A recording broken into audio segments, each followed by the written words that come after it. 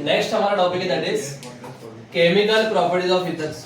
तो last time हमारा हो गया था कि फिजिकल प्रॉपर्टीज क्या क्या होती है ईथर्स का, वो देखा था हमने। अभी केमिकल प्रॉपर्टीज के अंदर सबसे पहला फर्स्ट आपको दिया गया दैट इज उसका लैबोरेटरी टेस्ट। ये लैब टेस्ट इसके लिए यूज होता है जनरली, तो कोई भी केमिकल को आइडेंटिफाई करने के लिए हम लोग क्या करते हैं, वहां पर उसका लैब टेस्ट करके देखते हैं कि जिसके अंदर हम आइडेंटिफाई कर सकते हो कि दिया हुआ जो सॉल्यूशन है, ये दिया हुआ सॉल्यूशन आपका ईथर है कि नहीं है। बिकॉज हमने लास्ट टाइम ये डिस्कस किया था कि ऑर्गेनिक सॉल्वेंट्स में प्रॉब्लम क्या होता है कि जनरली मैक्सिमम जो केमिकल्स है सारे कलरलेस है। आपका अल्कोहल कलरलेस है, फिनॉल कलरलेस है, ईथर भी कलरलेस है। तो अगर मुझे तीन बीकर्स के अंदर 3 लिक्विड्स दे दिया गया और एक पानी भी दे दिया, तो मैं चारों में से आइडेंटिफाई कर सकता है इसमें से पानी कौन सा है, अल्कोहल कौन सा है, ईथर कौन सा है, फिनॉल कौन सा है? नहीं, पानी आइडेंटिफाई कर सकता हूँ टेस्ट करके। ठीक है, कोई लोग अल्कोहल भी टेस्ट करके चेक कर सकते हैं अल्कोहल है कि नहीं, लेकिन ईथर और ये कैसे चेक करने का? So that's why every chemical के लिए क्या किया गया है, अलग अलग मेथड बनाया गया है जिसको हम लोग बोलते हैं लैब टेस्ट। कि जैसा अल्कोहल के लिए देखा था हमने ल्यूकास टेस्ट, ठीक है, तो वैसा ईथर के अंदर अभी हम लोग क्या करेंगे, सिंपली ईथर के अंदर हम लोग ऐड करेंगे कॉन्संट्रेटेड H2SO4। जैसे ही हम लोग H2SO4 ऐड करेंगे वैसे क्या होगा, हमें मालूम है कि एवरी एसिड हमेशा क्या करता है, H+ आयन देता है। एसिड का प्रॉपर्टी होता है ना कि जब भी वो डिसोसिएट होता है तो क्या करता है, पहले H+ आयन बाहर निकलता है। तो ये H2SO4 में से क्या होगा, एक H+ आयन यहाँ पर जाएगा, जिससे क्या होगा, इसका फॉर्म होगा ऑक्सोनियम सॉल्ट। तो अगर आपका ऑक्सोनियम सॉल्ट हो गया सॉल्यूशन में, तो आप आइडेंटिफाई कर सकते हो क्या कि गिवन सॉल्यूशन जो है वो क्या है, आपका ईथर। ठीक है, तो यहाँ पर उसका जनरल रिएक्शन भी देखते हैं हम लोग। यहाँ पर तो क्या किया हुआ है, यहाँ पर ईथर नॉर्मल, उसके अंदर क्या ऐड किया हमने H2SO4। अभी ये जो H2SO4 है वो क्या होगा, स्प्लिट होगा आपका। कैसे स्प्लिट होगा आपका, तो ये स्प्लिट होगा आपका H+ और बचा हुआ पूरा वो साइड जाएगा, तो ये ऐसे कुछ स्प्लिट होगा H+ और ये HSO4-। तो इसमें से जो H+ आयन है वो कहाँ पर चला गया, यहाँ पर चला गया O के पास, तो यहाँ पर ROR और ऊपर की तरफ क्या रहेगा हमारा H। ठीक है, और जो बचा हुआ जो नेगेटिव पार्ट है वो पूरा क्या हो जाएगा, यहाँ पर आ जाएगा। ठीक है, तो बस वही रिएक्शन। तो अगर आपका ऑक्सीजन सॉल्ट ये जो फॉर्म हुआ, ये आपका ऑक्सीजन सॉल्ट है, तो उससे आप आइडेंटिफाई कर पाओगे क्या कि दिया हुआ जो सॉल्यूशन है वो ईथर है। ठीक है, तो उसका एग्जांपल भी दिखा हमने। क्या किया, सिर्फ R की जगह पर CH3 आएगा, R' की जगह C2H4 आएगा, पूरा बाकी पूरा रिएक्शन सेम है। ठीक है, तो ये टेस्ट से आप लोग कैसे आइडेंटिफाई करोगे, ऑक्सीजन सॉल्ट फॉर्म हुआ तो ईथर, ऑक्सीजन सॉल्ट फॉर्म नहीं हुआ तो वो ईथर नहीं है। ठीक है, देन अगला है आपका reaction involving alkyl group of the ethers. अभी ईथर का अगर आप स्ट्रक्चर ध्यान से देखोगे तो ईथर के अंदर क्या होता है, ROR। इसका मतलब क्या कि हमारे ईथर के अंदर दो अल्काइल ग्रुप प्रेजेंट है ना यहाँ पर, और बीच में ऑक्सीजन है। तो जो रिएक्शन के अंदर ये अल्काइल ग्रुप्स का मेन काम रहेगा उसको बोलेंगे हम लोग reactions involving alkyl group of ethers. तो उसमें सबसे पहला फर्स्ट रिएक्शन आपका फॉर्मेशन ऑफ पेरोक्साइड। ठीक है, अब ये पेरोक्साइड फॉर्म करने के लिए आपको कुछ अलग से मेहनत करने की जरूरत नहीं है। सिंपली क्या करना है, आपका जो ईथर है ये ईथर को खुली हवा में एक्सपोज करना है कि ईथर जिस बॉटल में भरा रहेगा उसको, ठीक है, खोल के बस रख देना हवा में। तो एयर के अंदर का जो ऑक्सीजन रहता है उसके साथ ईथर क्या कर लेता है, इजीली फॉर्म कर लेता है रिएक्शन। नॉर्मली हमने देखा था कि केमिकल्स के अंदर क्या करना पड़ता है, आपको ऑक्सीडाइजिंग एजेंट डालना पड़ता है, और ये एजेंट डालने के बाद क्या होता था आपका, वहां पर वो रिएक्शन होता था। यहाँ पर ऐसा कुछ जरूरत नहीं, वो ओपन एयर के अंदर के ऑक्सीजन के साथ रिएक्ट कर सकता है। तो जब ये दोनों का रिएक्शन होगा तभी क्या फॉर्म होगा आपका, यहाँ पर फॉर्म होगा आपका पेरोक्साइड। ठीक है, तो ये पेरोक्साइड जो है उसका रिएक्शन देखते हैं अभी हम लोग, जनरल रिएक्शन यहाँ पर नीचे। तो क्या दिया हुआ देखो यहाँ पर CH3 CH2O C2H5, मतलब क्या यहाँ पर ये कौन सा है आपका, मिथाइल इथाइल ईथर। ठीक है, ये सॉरी डाई इथाइल ईथर हो गया। ये जो CH3 CH2 है एक्चुअल में क्या, ये C2H5 है ना, CH3 और CH2 कंबाइन करके क्या होगा, तो इन शॉर्ट क्या, ये साइड भी C2H5 ये साइड भी C2H5, लेकिन वो शिफ्टिंग समझने के लिए मैंने इसको स्प्लिट करके लिखा है CH3 और CH2। इसमें क्या ऐड किया हमने, ऑक्सीजन। अभी ऑक्सीजन आएगा कहां से, तो from long contact with the air, तो मुझे अलग से यहाँ पर ऑक्सीडाइजिंग एजेंट डालना नहीं है। तो यहाँ पर O2 है तो क्या होगा, सिंपली दोनों के दोनों ऑक्सीजन जो है वो कहां पर आ जाएंगे आपके, वो आ जाएंगे CH2 के पास। अब यहाँ पर नीचे ड्रॉ किया देखो, ये CH2 जो है एक्चुअल में ऐसे रहता है, ऊपर एक H नीचे एक H, यहाँ से दोनों ऑक्सीजन यहाँ पर आ गए, तो ये जो दोनों के दोनों ऑक्सीजन से वो क्या हो जाएगा, डायरेक्टली कार्बन से अटैच हो जाएंगे। तो यहाँ पर क्या होगा, C, ये O और ये H, तो ऊपर की तरफ क्या होगा, COOH हो गया ना। ये जो O2 है ये ऐसा है ना, CH, ये जो यहाँ से O2 आया वो क्या हो जाएगा, C और H के बीच में जाके बैठेगा, मतलब ये कुछ ऐसा होगा COOH, मतलब C और ये H के बीच में क्या आ गया, O2 गया।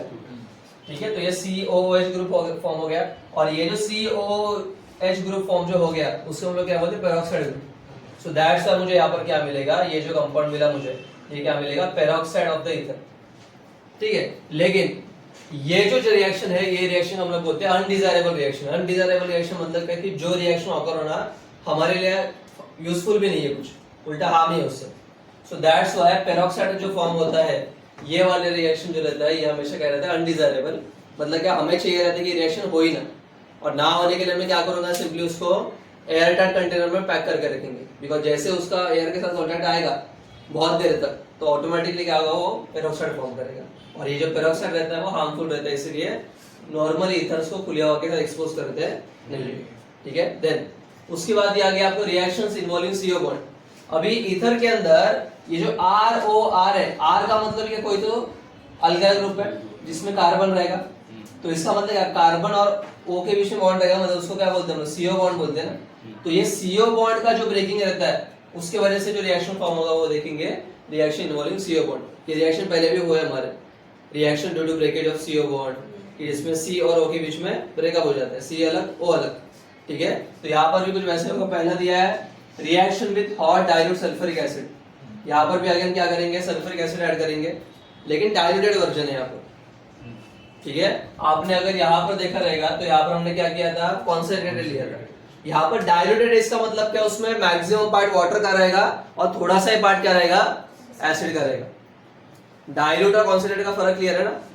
डाइल्यूट का मतलब कि जिसमें पानी डाल के उसको डाइल्यूट किया हुआ है, जिससे क्या होता है, एसिड का जो एसिडिटी है वो कम हो जाएगा ना। मतलब कि एसिड के मॉलिक्यूल्स कम रहेंगे और वाटर के मॉलिक्यूल्स ज्यादा रहेंगे। ठीक है, इसलिए आपने देखा रहेगा कि आपके कॉलेजेस के अंदर जो एसिड रहता है, ठीक है, वो मोस्टली क्या रहता है, डाइल्यूटेड रहता है। तो गलती से अगर पी भी लिया तो बस खट्टा टेस्ट आएगा, कुछ जलने वगैरह है नहीं।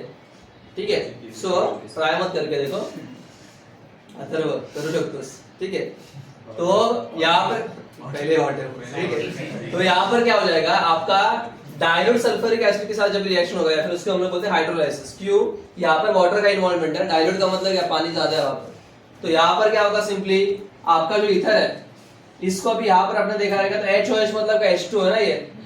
अभी H2 क्यों लिखा है, मैंने अलग से पानी ऐड नहीं किया हुआ है यहाँ पर, लेकिन जब भी मैं डाइल्यूट सल्फ्यूरिक एसिड ऐड कर रहा हूँ तो उसमें ऑटोमेटिकली क्या पानी ऐड हो ही रहा है ना, उसमें मैक्सिमम क्या पानी है वैसे भी।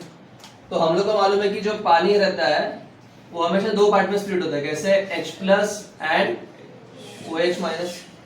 तो यहाँ पर भी क्या होगा, आपका वाटर यहाँ से ब्रेक होगा, तो यहाँ पर H+ अलग होगा, OH- अलग होगा। तो ये जो H+ वाला पार्ट है वो क्या हो जाएगा, यहाँ पर आ जाएगा, किसके पास, ये O के पास। ठीक है, तो ये क्या हो जाएगा, ROH, ये यहाँ से ब्रेक हुआ है, तो ये RO और यहाँ से हुआ H, तो ROH मिल गया मुझे। और बचा हुआ जो OH वाला पार्ट है वो भी क्या पर आएगा, ये वाले R के पास। तो ये R और ये OH मिलके भी क्या फॉर्म होगा, ROH। तो यहाँ पर एक्चुअली कैसे हुआ है, ROH प्लस ROH, तो इसलिए मैंने इसको कंबाइन करके 2ROH लिख दिया। तो मुझे सेम अल्कोहल के दो मॉलिक्यूल्स मिलेंगे। लेकिन कभी जब भी मेरा यहाँ पर क्या रहेगा, आपका सिमेट्रिक ईथर रहेगा तभी। देखो ना, ये सिमेट्रिक ईथर है, दोनों साइड में सेम सेम था। अगर मैंने क्या किया, असिमेट्रिक ईथर लिया, कि ऑक्सीजन के ये साइड में एक अलग अल्काइल ग्रुप और वो साइड में एक different alkyl group, at that time क्या होगा, फिर आपका यहाँ पर भी H2 ऐड होगा। ठीक है, तो यहाँ पर भी यहाँ से ब्रेकेज होगा, तो ये H यहाँ पर जाएगा, तो ये ROH बनेगा, और ये OH R' के पास आएगा, इसलिए ROH प्लस R'OH। तो सिंपली इसमें कुछ नहीं करना है, एक ऑक्सीजन के पास H भेज दो और बचे हुए अल्काइल ग्रुप के पास OH भेज दो, बस दैट्स इट। यहाँ पर भी वही है, यहाँ पर एक साइड में अराइल ग्रुप है, एक साइड में अल्काइल ग्रुप है, सेम रिएक्शन है फिर से, कि H यहाँ पर आ गया तो AROH हो गया, OH यहाँ पर आ गया तो ROH हो गया। तो इन शॉर्ट यहाँ पर अगर आपने ऑब्जर्व किया रहेगा कि जब भी ईथर और डाइल्यूट सल्फ्यूरिक एसिड का रिएक्शन होता है, तो वहां पर मुझे फॉर्म होने वाला प्रोडक्ट रहेगा वो अल्कोहल ही रहेगा। फर्क इतना है कि सेम अल्कोहल बन सकता है, फिर अलग अलग अल्कोहल बनेगा, लेकिन बनेगा तो अल्कोहल ही। ठीक है, तो जनरल रिएक्शन इसका बोलने जाएंगे तो ether plus dilute sulphuric acid gives alcohol plus alcohol. अगर वो सिमेट्रिक रहेगा तो सेम अल्कोहल मिलेगा, असिमेट्रिक रहेगा तो डिफरेंट अल्कोहल्स मिलेगा। क्लियर है, बस ये शिफ्टिंग याद रखो, सिंपल रिएक्शन। बाकी अगला रिएक्शन उसके बाद रिएक्शन विद PCl5, ठीक है, फास्फोरस पेंटाक्लोराइड। अभी यहाँ पर भी अगर आप देखोगे, ईथर के अंदर हमने क्या ऐड किया, PCl5। अभी मैं काम करता हूँ PCl5 को 3 हिस्सों में डिवाइड करता हूँ, कौन से, क्लोरीन, PCl3 और Cl, टोटल 5 क्लोरीन है ना, 5 में से एक यहाँ पर आ गया, एक यहाँ पर आ गया, बचे हुए 3 यहाँ पर, और ये फास्फोरस तो एक ही है। यहाँ पर सिंपली क्या होता है, आपका जो क्लोरीन है ये एक क्लोरीन कहाँ पर रहेगा, R डैश के पास, ये यहाँ से ब्रेक होता है, R डैश के पास जाएगा तो क्या बनेगा, ये R डैश Cl। दूसरा वाला क्लोरीन किसके पास जाएगा, आपका R के पास, तो वो क्या हो जाएगा RCl, ठीक है। और जो बचा हुआ जो PCl3 है वो किसके पास जाएगा, O के पास, तो उसका क्या बनेगा POCl। इन शॉर्ट क्या करना है, दोनों R के पास एक एक Cl भेज दो। देखो दोनों R के पास क्या किया मैंने, एक एक Cl भेज दिया, और बचा हुआ जो PCl3 था वो O के पास भेज दिया, तो उसका क्या बन गया POCl हो गया। क्लियर है ना। उसके बाद next reaction with hot concentrated acid, मतलब यहाँ पर कौन से एसिड्स लेंगे, यहाँ पर हम लोग लेंगे HX, hydrogen halides, HCl HBr वगैरह वो सब। यहाँ पर भी सिंपली क्या होता है, आपका ईथर के अंदर हम लोग क्या ऐड करेंगे HX। अभी यहाँ पर सिंपली क्या होता है, HX जब रिएक्ट होता है तो क्या होता है, इसमें ब्रेक होता है, H अलग होता है, X अलग होता है, तो H इसके पास जाएगा RO के पास, तो वो क्या हो जाएगा ROH, और बचा हुआ X इसके पास जाएगा ये R के पास, तो उसका RX हो जाएगा। क्लियर है। उसके बाद नेक्स्ट यहाँ पर भी सेम होगा आपका जो X है, अगेन यहाँ पर भी वही हो रहा है, H यहाँ पर आएगा तो क्या होगा H2। अभी यहाँ पर मैंने क्या किया है, अल्कोहल के अंदर ऐड किया है हाइड्रोजन हैलाइड, तो यहाँ पर क्या होगा, ये H OH के पास जाएगा तो H2 बनेगा, और ये X यहाँ पर आएगा तो RX, ठीक है। तो यहाँ पर ये जो HX है, HX की जगह आप HI ले सकते हैं, HBr ले सकते हो, HCl ले सकते हो, तो ये जो दिया गया आपको, ये दिया हुआ उसका रिएक्टिविटी सीरीज, कि अगर हम लोग HI लेंगे तो रिएक्शन फास्टर होगा, HBr लेंगे थोड़ा स्लोअर होगा, और HCl लेंगे सबसे स्लोअर होगा, ठीक है। देन उसके बाद नेक्स्ट रिएक्शन अभी देखना है हमें, इज अराइल अल्काइल ईथर्स का, ठीक है। बंद कर ना। यहाँ पर अगर आप देखेंगे हम लोग, तो अगर यहाँ पर अगर हमने ले लिया, अभी यहाँ पर एरोमेटिक चेन है, ऑक्सीजन है और ये अल्काइल ग्रुप है, मतलब यहाँ पर ये जो ईथर है कौन सा है, आपका मिक्स्ड ईथर है, कि जिसमें अराइल एंड अल्काइल दोनों ग्रुप्स प्रेजेंट है। तो यहाँ पर भी सेम, अगर हम लोग इसमें HI ऐड करेंगे तो क्या हो जाएगा, इसमें से H वाला जो पार्ट है वो O के पास आएगा, तो ये क्या बनेगा हमारा फिनॉल, प्लस ये CH3 वाला पार्ट I से जुड़ेगा, तो यहाँ पर क्या बनेगा CH3I। तो जो सेम रिएक्शन है वो आपके अराइल ग्रुप के साथ भी हो सकता है। और उसके बाद लास्ट जो रिएक्शन का हमारा पार्ट है, that is electrophilic substitution in aromatic ethers. अब ये इलेक्ट्रोफाइलिक रिएक्शंस के अंदर क्या होता है सिंपली, तो उसका हमने एक चार्ट बना हुआ है, देखो सिंपल। तो इलेक्ट्रोफाइलिक सब्स्टिट्यूशन में हमेशा याद रखो कि आपका जो अल्कोक्सी ग्रुप रहता है ईथर के अंदर का, ये हमेशा ऑर्थो या फिर पैराडायरेक्टिक रहेगा। अब ये ऑर्थो और पैराडायरेक्टिक है, इसका मतलब क्या कि ये जो एलिमेंट्स रहेंगे हमेशा ऑर्थो एंड पैरा ग्रुप को जाके जुड़ेंगे। तो ये कैसा जुड़ने वाले वो देखते हैं अभी। यहाँ पर सबसे पहले तो क्या होगा, यहाँ पर कॉमन रिएक्शन है कि एनिसोल है रिएक्टेंट के तौर पर। पहले देखेंगे हम लोग हाइड्रोजनेशन रिएक्शन, मतलब ब्रोमिनेशन रिएक्शन। इसके अंदर क्या होने वाला है, हम लोग ऐड करने वाले हैं ब्रोमीन, और यहाँ पर हम लोग ऐड करेंगे उसके साथ आपका एसिड एज अ कैटलिस्ट। तो यहाँ पर क्या होगा, आफ्टर रिएक्शन Br2 जो है, Br2 हमेशा क्या करेगा, आपको ब्रोमीन का मॉलिक्यूल देगा। उसमें से एक जो ब्रोमीन का मॉलिक्यूल वो कहाँ पर जाएगा, पैरा पोजीशन पे जाएगा, एंड एक जाएगा ऑर्थो पोजीशन पे। तो आपका पैरा पोजीशन कहाँ पर रहता है, हमेशा नीचे की तरफ। तो एक Br यहाँ पर जाएगा या फिर आपका यहाँ पर जाएगा। सेकेंड वन आपका ये जो दो रिएक्शन है, ये यहाँ पे फ्रीडल-क्राफ्ट रिएक्शन। इसमें क्या करेंगे हम लोग, सिंपली एक तो CH3Cl ऐड करेंगे या फिर CH3COCl ऐड करेंगे। इसमें सिंपली क्या करना है आपको, ये Cl को अलग करना है। तो बचा हुआ पार्ट क्या CH3 है, तो CH3 एक तो यहाँ पर आएगा या फिर आएगा आपको एक तो यहाँ पर। सिमिलरली यहाँ पर भी देखोगे तो ये Cl अलग कर दिया, CH3CO। एक तो आपका CH3CO यहाँ पर आएगा या फिर ये वाला पार्ट जो है आपका आएगा यहाँ पर, ठीक है। देन उसके बाद नेक्स्ट है आपका नाइट्रेशन। नाइट्रेशन के अंदर आप क्या करोगे, सिंपली HNO3 ऐड करोगे। अभी HNO3 जो है वो स्प्लिट होकर क्या बनेगा आपका NO2, ठीक है, और OH।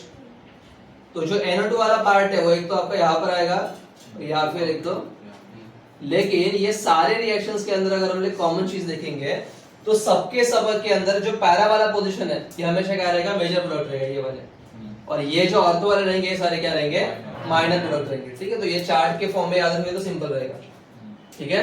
तो इस तरीके से हमारा ये इलेक्ट्रोफाइलिक substitution in aromatic ethers finish. उसके बाद नेक्स्ट अभी हम लोग देखेंगे हमारे, that is alcohol phenols and ethers से यूजेस कहां पर होते हैं वो, ठीक है। कर बंदा यूजेस